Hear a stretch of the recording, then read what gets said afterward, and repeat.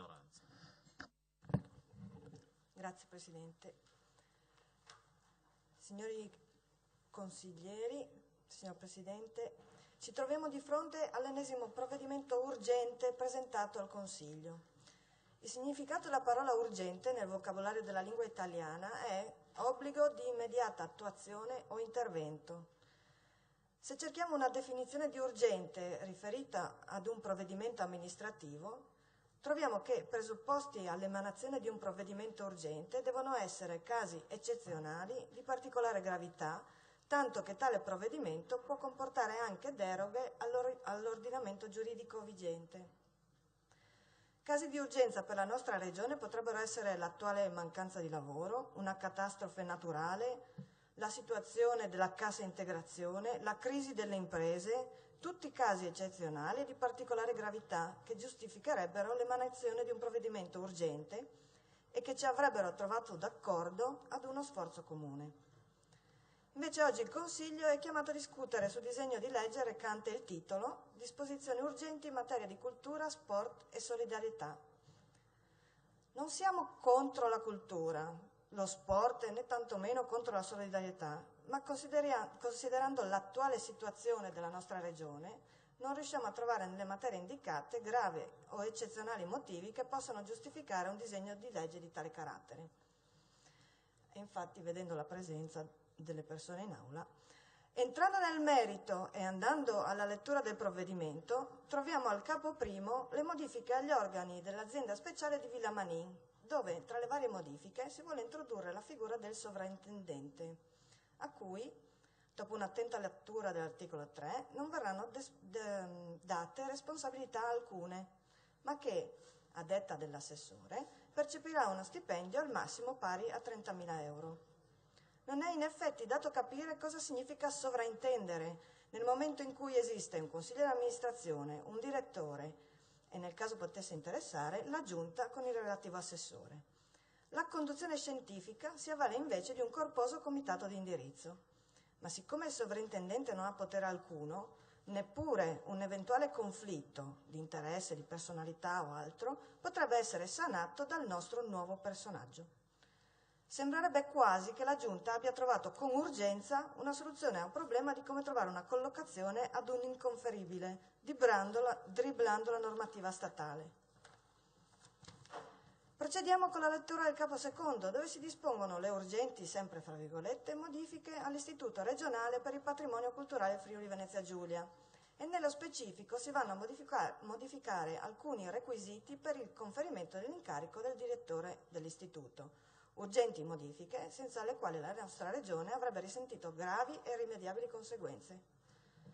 Molto interessante notare qui che a fronte di stanziamenti non identificati, di una dotazione di personale non identificata, di un programma di lavoro non identificato, si provveda a nominare un direttore il quale, per quel che è dato capire dall'elencazione delle sue responsabilità a norma di legge, dovrà avere doni quali l'onniscienza, la competenza artistica, quella manageriale, quella politica. Un mostro di bravura del quale siamo curiosissimi di conoscere il profilo anche per confrontare, subito dopo, le competenze richieste con il curriculum della persona selezionata. Apprendiamo inoltre dalla relazione giuntale che al più presto le responsabilità e i fondi assegnati al Centro per la catalogazione e restauro dei beni culturali verranno assegnati al neonato istituto con tanto di neoincaricato mega direttore, il che ci rivela ancora una volta come in Italia basti cambiare nome a una cosa per ottenere risultati miracolosi. Infine, continuiamo con il capo terzo, dove lo stesso titolo reca ulteriori norme urgenti in materia di cultura, sport e solidarietà, dove troviamo un insieme eterogeneo di norme volte alla semplificazione delle procedure, alla modifica di termini o modalità di erogazione di contributi ad associazioni e sale cinematografiche, sulle quali non intendiamo entrare nel merito di ognuna, ma ci preme dubitare fortemente sul loro carattere di urgenza e non possiamo che considerare come norme puntuali o ad personam che, mentre in passato erano inserite all'interno di diversi provvedimenti in modo impertinente, qua ci vengono proposte sotto la veste formale di un unico disegno di legge. Vogliamo però soffermarci sulle modifiche alla legge approvata appena un mese fa sul patrimonio storico-culturale della Prima Guerra Mondiale. Stiamo parlando di una norma sulla quale, almeno dal punto di vista strutturale, si era già lavorato nella scorsa legislatura e che è stata discussa a più riprese nella commissione competente. Le modifiche che vengono qui proposte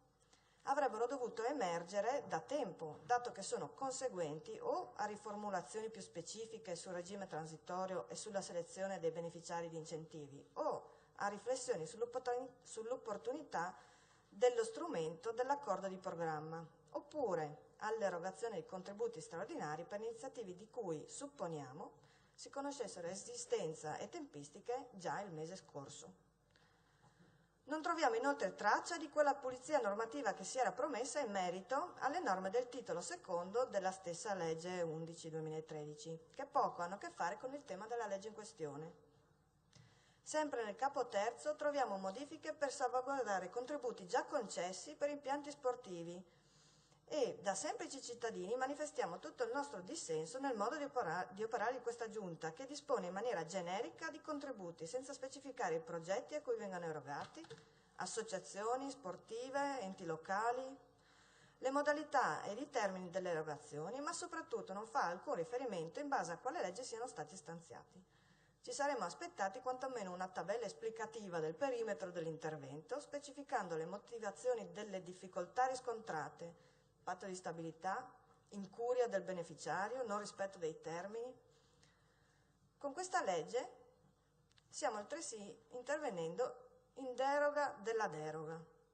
Ci piacerebbe che tutte queste attenzioni vessero rivolte anche a tutti i cittadini di questa regione, ma se vogliamo di tutta Italia, che invece vengono ogni giorno vessati da sanzioni, provvedimenti, atti amministrativi che li colpiscono anche duramente, molto spesso per colpa di una burocrazia farraginosa, incapace di risolvere i loro problemi, ma molto capace di crearne di nuovi, in cui molto spesso viene ricordato che per un giorno Martin perse la cappa. Un discorso a parte merita l'articolo 22. Comprendiamo sia le motivazioni che stanno alla base dell'abrogazione del capo quinto e le norme correlate alla legge regionale 23/2012 in tema di volontariato, promozione sociale e associazionismo, sia la ratio che sta alla base della scelta di eliminare il fondo regionale di anticipazione. Quello che invece non condividiamo è l'aver liquidato la questione, che urgente non è, con delle scelte che avrebbero meritato un approfondimento maggiore in commissione, con il coinvolgimento dei portatori di interesse, in questo caso le associazioni.